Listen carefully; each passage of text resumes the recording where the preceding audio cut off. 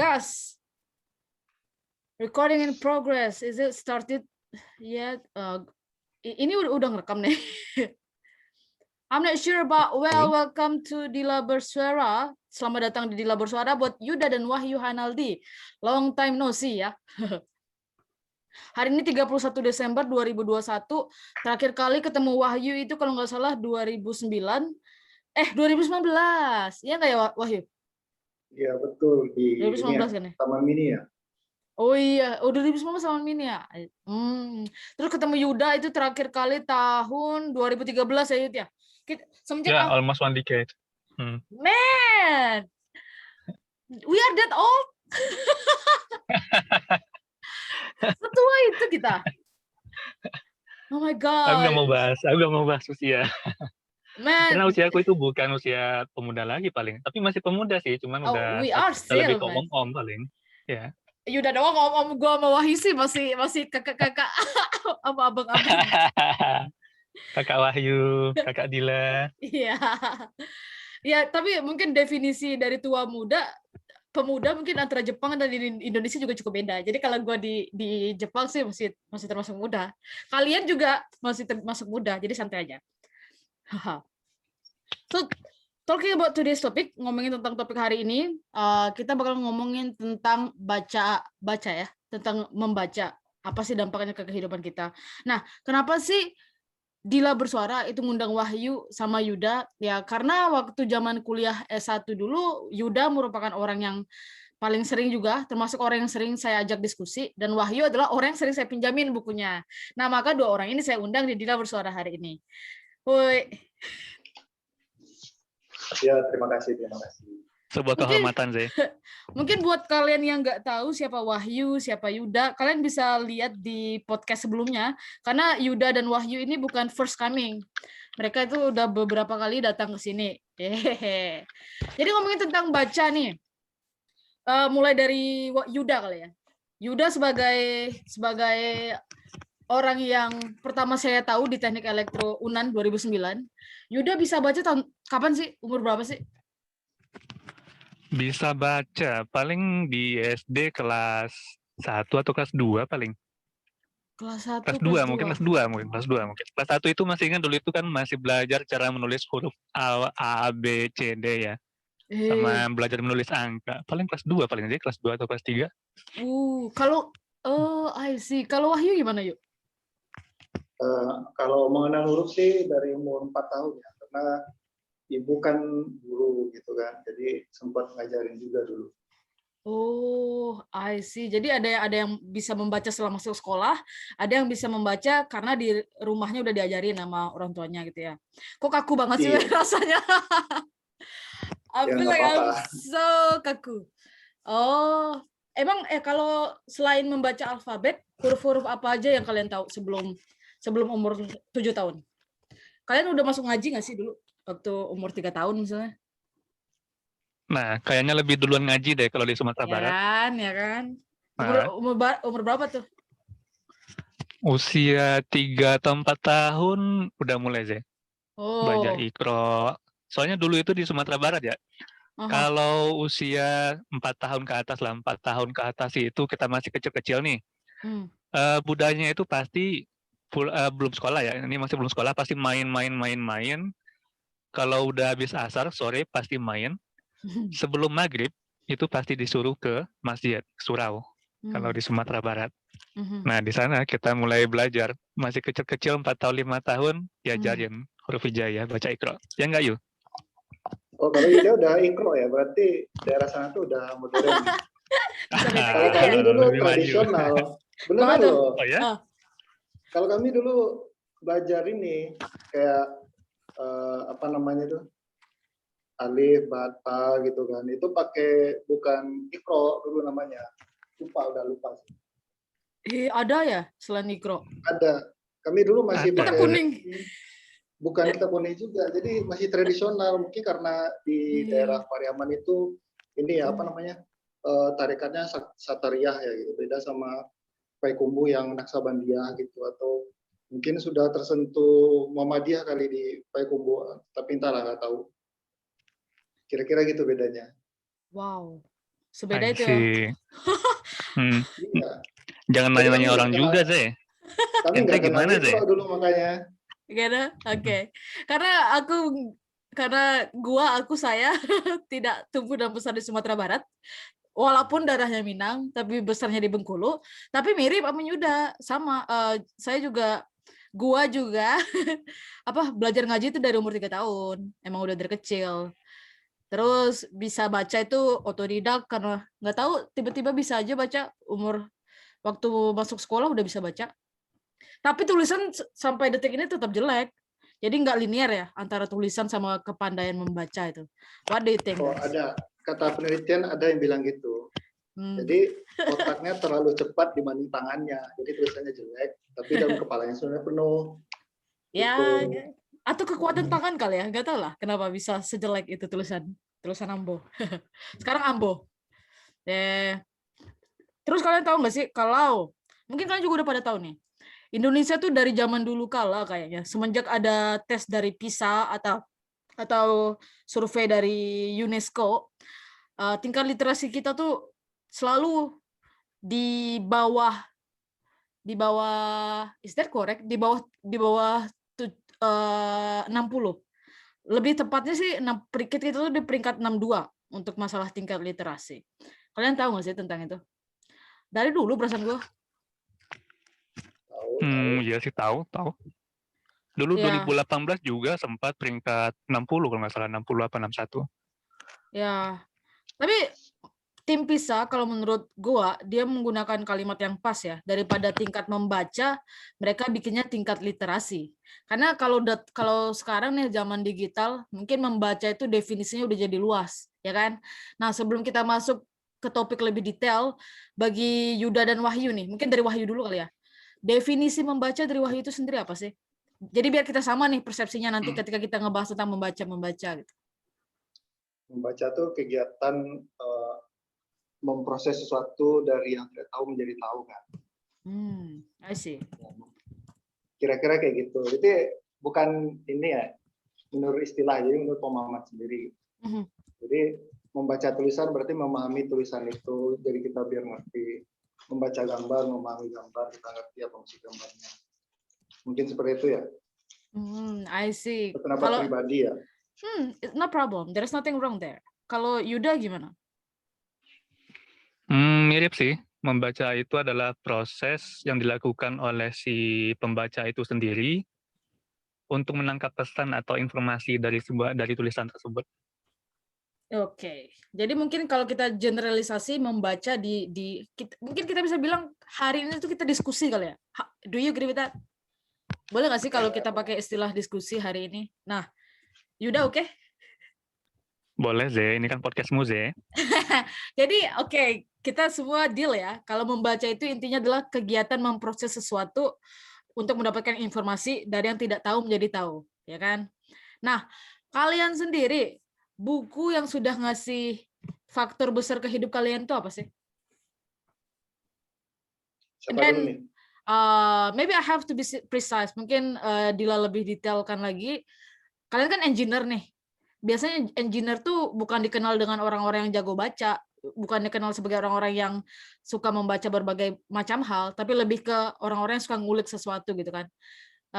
Tapi kalian sendiri buku apa sih yang suka kalian baca dan ngasih impact ke hidup kalian? Mulai dari Wahyu, karena Wahyu yang nggak mute sekarang.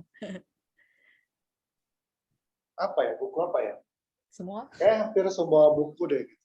Or maybe the first book kali. Buku pertama kali atau mungkin waktu SD, apa sih yang udah berkesan banget itu buku gitu? Nyangkut aja. Baca bukunya biografi Ki Hajar Dewantara yang pertama kali. SD? Antara dua, ya SD itu. Entah Ki Hajar Dewantara atau bukunya Halim Perdana Kusuma, lupa. Anjay. Itu gimana bisa punya buku itu? Itu minjam atau dibelikan orang tua? Kan orang tua guru, jadi biasa aja minjam buku gitu kan. Wow, keren. Buku-buku dari sejenis biografi berarti genrenya ya? Iya, biografi yang diterbitkan oleh ini dulu.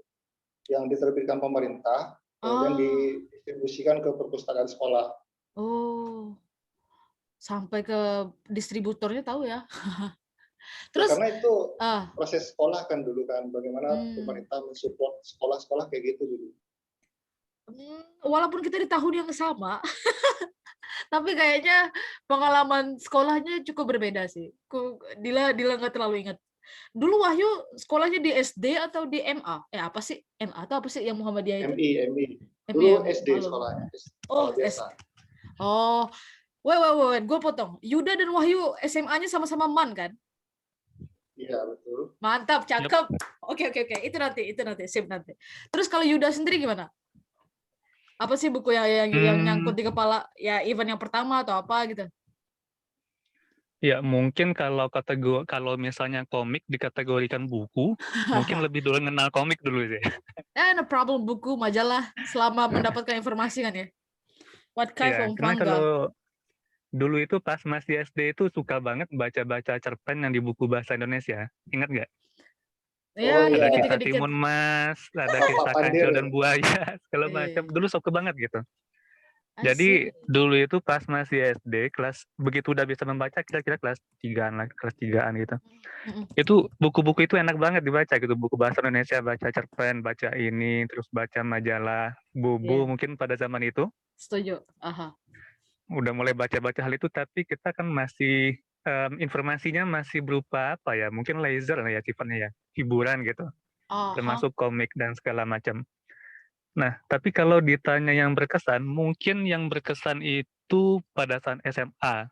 Oh. Karena dari SD sampai SMA, honestly sih, mungkin ini aib gue mungkin sih. SD Gue itu sama-sama. bukan, orang nggak pernah percaya kalau gue itu baca buku gitu. I believe Dari that. SD sampai SMA gitu. Eh, Soalnya dari SD sampai SMA itu paling kalau orang bilang, oh si Yuda itu dia sukanya main game, ya oke. It's a fact gitu. aha. Nah, tapi kalau ada yang bilang si Yuda itu baca buku, geger satu kelas. Dan itu kejadian pas SMA, buku pertama yang kubaca. Ah, Itu bukunya, judulnya itu, aku nggak salah, Jurus Sehat Rasulullah, apa Hidup Sehat Rasulullah gitu. apa Wahyu? Sebagai Nah, pemilik toko buku. Oh enggak, itu kita nggak jual buku kayak gitu. tahu nggak yo? Kalau nggak salah jurusnya itu, namanya itu Jurus Sehat Rasulullah gitu. Yang itu ingat banget. Nah, semuanya itu diatur di buku itu, mulai dari bangun tidur sampai tidur lagi. Yang Weh. ini ada kaitan nih sama penelitianmu neuroscience mungkin, Zee, kayak Mhm. fase tidur yang REM dan NREM itu. Oh, Ada kan? SMA ada. SMA udah baca itu. Oh, karena ada SMA korelasinya tuh. baca itu. Oh, jadi di buku itu dia udah ngulik dikit tentang rem sama NREM. Ngulik dikit. Tapi bukan Eh. tentang algoritma yang kamu pelajari lah. Pastinya tentang, oh NREM ini tidurnya lebih enak. Oh ini. Gitu. Mhm. Kalau mau fase tidur yang buat istirahat, nah ini nih cara capainya gini gitu doang. I see. Jadi Dan selaku bocah SMA, buku yang dibaca itu cuma sebatas masuk doang gitu. Itu sih kejadian yang pengalaman pertama yang sampai sekarang itu juga insya Allah masih ingat. wow, bisa beda banget gitu ya. Terus kalian waktu di elektro sendiri, Yuda baca buku nggak sih? Kalau Wahyu sih gue nggak heran sih, karena gue sendiri minjem buku dari dia. Pas di elektro ya, Waktu kita masih kuliah. iya. Gini, kalau pas masih kuliah itu gini, mungkin prinsip pribadi dulu ya.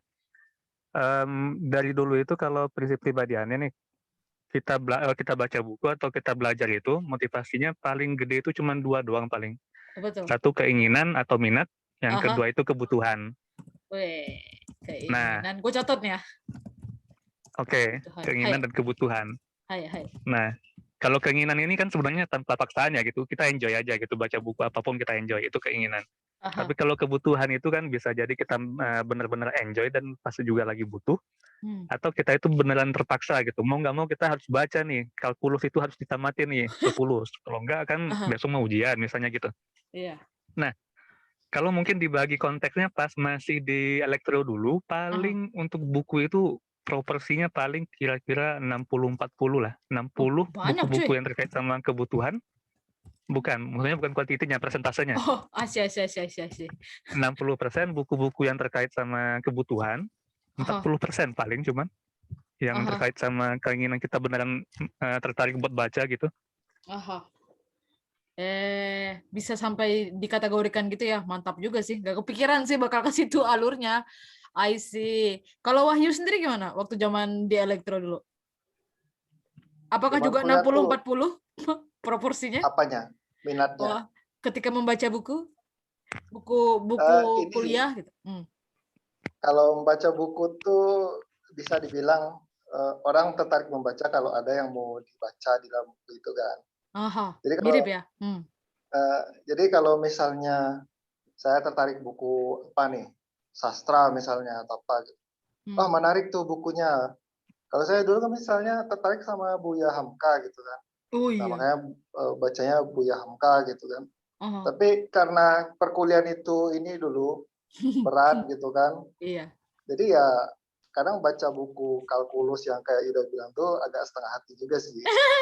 I see. Kira-kira kayak gitu. Same. Jadi kita belajar tuh atas dasar ketakutan aja, takut dapat nilai jelek dari dosen gitu kan. Terus apa lagi? Ya yang kayak gitu kira-kira. I see. Well, jadi agak ini ya, agak speechless sih. Kalau gue ingat-ingat lagi masa gue kuliah, buku pelajaran berapa sih yang gue baca? Nggak tahu, nggak ingat lagi sih berapa proporsi kalau dari Dila sendiri ya. How many percentage I read the book? I cannot remember. Ada banyak memori zaman kuliah tuh yang udah hilang semenjak selesai kuliah PhD ini. Broken my brain.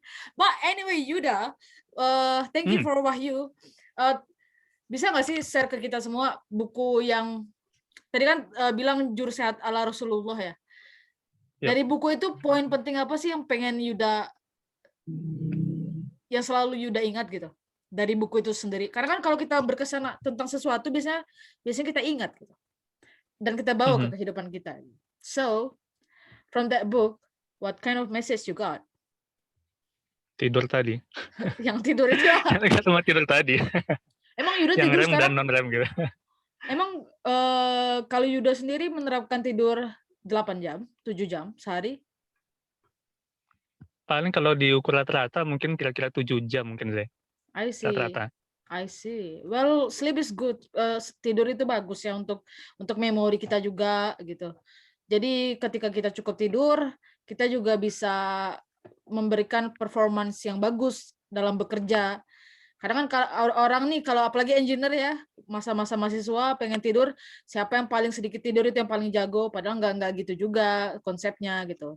Jadi tidur cukup itu sangat penting, terutama bagi kalian yang ingin bekerja dengan performa yang bagus. Apakah Wahyu setuju? Karena Wahyu suka shift malam juga kan ya? Oh iya, betul sekali. Wahyu sendiri tidur berapa jam sehari? Ya, kadang kalau si malam tuh bisa 2 jam. Kadang 2 jam? lagi. Oh, I see. Yeah, that's kind of difficult, man. I don't know how to say about that. Tapi yang jelas secara umum sih harusnya tidur itu 8 jam untuk kinerja yang bagus gitu. Dan juga bagus untuk mental juga loh. Oh gitu ya? I'm just saying Wahyu, because in reality when I was a student, waktu gua student gua tidur cuma 4 jam. Jadi gue memberikan gue merasa ada dampak jeleknya ketika gue tidur sedikit gitu. Pertama ya emosian, lupaan. Sekarang aku banyak lupa, memori masa lalu tuh udah pada lupa. Because of one of the reason because my sleep is not enough in that time. Nggak bisa tidur tepatnya. Gitu.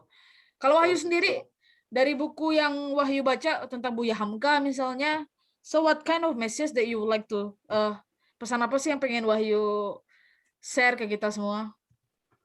Kalau soal buku sih ini ya, apa namanya tuh? Kalau kata orang buku itu jendela dunia ya. Tapi kalau buat saya tuh buku tuh pintu dunia. Kenapa? Karena dari buku itu ada keinginan untuk menjelajahi dunia gitu kan. Kemarin saya pernah baca itu kan, apa judulnya itu? Hikayat Hang Tuah. Pramuka. Oh, Yuda banget itu. Kok Pramuka? Bukan Pramuka bukan sih. Ya? Hang Tuah sih. Salah ya? Jadi Hikayat Hang Tuah itu kan legendanya Melayu gitu kan. Nah dia tuh berasal dari kerajaan Malaka. Nah kemarin saking tertariknya baca bukunya kan, saya samperin tuh Malaka itu. Saya cari tuh jejaknya di mana aja gitu kan. Seberapa ramai pelabuhannya itu. Di Sungai Malaysia. Malaka tuh kayak apa. Iya di Malaysia. Kan Wow. kalau kerajaan Wih. Malaka tuh kan gak cuma di Malaka Malaysia kan, tapi juga di Kepulauan Riau gitu. Kemarin nyamperin juga tuh ke Tanjung Pinang, ke Pulau Penyengat. Wow. Masjidnya Pulau Penyengat itu kan masih ada hubungan tuh sama kerajaan-kerajaan Melayu zaman dulu, termasuk ke kerajaan Malaka. Gitu. Jadi intinya gitu. Jadi setiap saya baca buku itu, biasanya akan membawa kita itu ke dunia nyata gitu. Atau bilangnya gimana, agak kurang jelas tuh. No, I understand. Iya, artinya dengan membaca buku, dunia itu menjadi 2 kali lebih luas. Kayak gitu kira-kira. Jadi ingat Chris Patti. Hidup ini adalah sebuah buku.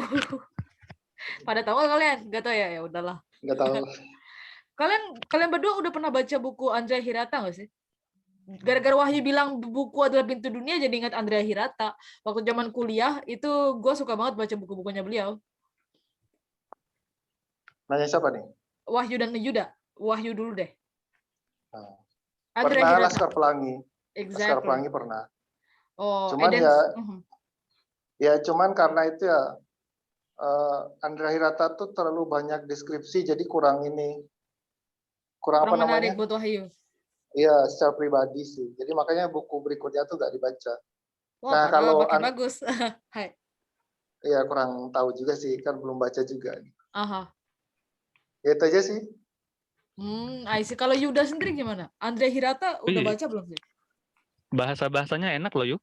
Desio? Maksudnya bahasanya pas kita ngebaca itu kan memang apa ya, dulu mungkin pernah pengalaman tinggal di daerah Riau juga pas SD sekitar berapa, 3 tahun atau 4 tahun lah dulu di sana. Jadi di sana itu memang bergaul dengan orang Melayu, dan untuk informasi ya, kalau kita di Riau itu memang di sana cukup banyak orang Minang yang di Riau, tapi bahasa keseharian itu kalau bahasa Minang itu kayak bahasa kasarnya di sana gitu.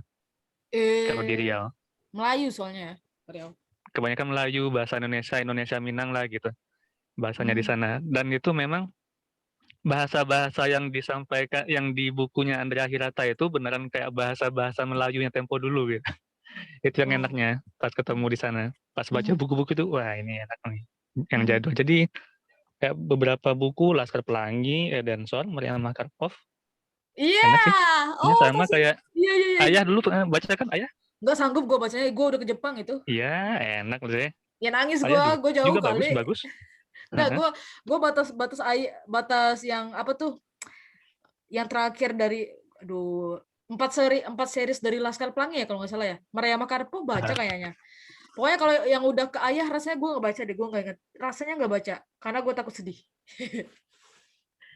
Gue menghindari cerita-cerita yang bakal bikin gue kangen kampung, to be honest. Seperti itu. Sih, Pak. Generally, Yuda sendiri suka ya baca buku Andrea Hirata? Suka banget. Zaman kuliah tuh? Itu justru pasca kuliah. Justru kalau ditanya buku-buku kayak novel, kayak buku-buku yang lain lah gitu. Buku motivasi, buku bisnis, buku engineering segala macam. Herannya justru setelah kuliah justru sih. Oh, karena ada waktu mungkin. Zaman kuliah kan Yuda kan asisten profesor, asisten lab. Enggak juga, justru kebanyakan hura-huranya mungkin. Oh, didengerin yang lain. Ya, tapi kalau dulu Andrea Hirata dulu pas kuliah paling cuma kebaca ya 2 doang paling, Laskar Pelangi sama waktu itu Maria Makarpov, minjam ke teman. Minjam ke Ambo bukan? Setelah itu minjam ke Fadila Zanima bukan. Waktu itu yang minjam ke kamu itu yang ini Zee, yang Sirah Nabawiyah dulu. Maju deh. Pinjam Sirah Nabawiyah hampir 1 semester itu nggak dibalik-balikan. Oh iya, nggak ingat. Masih ingat ya, aku masih ingat. I see. Gitu. Buku apa lagi ya? Itu sih. Buku apa lagi paling ya? Setelah itu baru baca-baca yang komplit, yang Andrea Hirata. Terelie juga bagus. Terelie dengan bahasa-bahasa satiranya, kalau lu pernah baca Negerinya Para Berdebah, Negeri di Ujung Tanduk? Nggak pernah baca gue. Enggak. Yang sekarang kan yang lagi baru Pulang Pergi. Enggak, gue Terelie enggak. Gue lebih ke adventure kalau gue genrenya. I see. Bagus sih, bagus. Kalau si Wahyu baca nggak sih Terelie? Terelie baca. Gimana tuh menurut lo? Dari beberapa bukunya tuh mungkin paling suka tuh yang Rindu. Wow, aku nggak ada ide. Kalau Rindu tuh petualangan loh, gila. Soalnya dia petualangan lebih kayak ini juga, apa namanya itu, thriller juga. Petualangan, thriller, drama, kalau diistilahkan dengan film ya. Jadi saran buat Dila sih ya coba baca aja gitu. Bagus itu temanya. Is that the real thing or fiksi? Fiksi? Ya fiksi. Terelia kan nggak ada bikin non fiksi, semua fiksi. Maybe that's why I don't read his book. Karena kayak Andrea Hirata itu kan kisah nyata yang semi hiperbola dikit ya. Terus gue juga suka ini apa Titik Nol. Udah pada baca belum? Karya Agustinus Wibowo. Titik Nol. Man. Orangnya tahu, bukunya belum. Oh really? How do you know the? Oh my god. How do you know the person? Di Kick Andy. Yeah, maybe. Kalau Dila sendiri sih tahu beberapa buku emang dari Kick Andy sih, to be honest. Kalau Kick Andy suka nawarin buku ya. Exactly. Agustinus. Kayaknya dulu gue bikin blog gara-gara Kick Andy deh. Si Andrea Hirata nawarin buku. Jadi gue bikin blog. Ya tapi gue nggak menang gitu lah, seperti itu. Kalau Yuda sendiri gimana? Udah pernah baca Titik Nol? Belum. Man, I really recommend you to read that. You guys, I hope. Karena dia juga punya Titik Nol, terus dia punya lanjutannya juga. And itu kisah dia waktu di Afghanistan, kisah dia di Kazakhstan. Yang dia itu adalah sarjana computer science, kemudian memilih untuk jadi traveler. Gitu. I recommend you to read that. But anyway, because our time is only 10 minutes left, we only have time 10 minutes, dan sepertinya beberapa pertanyaan basa-basi yang ingin aku tanyakan sebagai pengisi waktu akhir tahun sebenarnya. Berhubungan ngapa-ngapain nih Yud, Wahyu. Di Jepang itu lagi winter, jadi takut kemana-mana. Maka saya Dila undanglah kalian untuk ini. Kalian sendiri, apa ya? Kalian ada ide nggak sih gimana caranya bikin peringkat Indonesia dalam literasi ini jadi meningkat, atau you don't have any idea, just make yourself become a better person? Siapa From dulu Yuda. Because dia punya anak kan. Yuda dulu.